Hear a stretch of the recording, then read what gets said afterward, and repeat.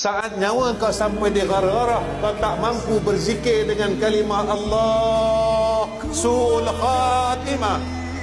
Hari ini kau jangan tepuk dada kau, aku ahlu zikri. Tetapi saat kau mampu berzikir, saat roh itu keluar daripada jasad, maka engkau boleh tersenyum bahawa engkau adalah ahlu zikri. Kau jangan kata kau pandai.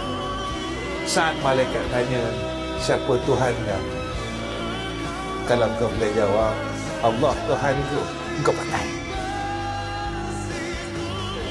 Kemudian malaikat bertanya lagi, siapa nabimu?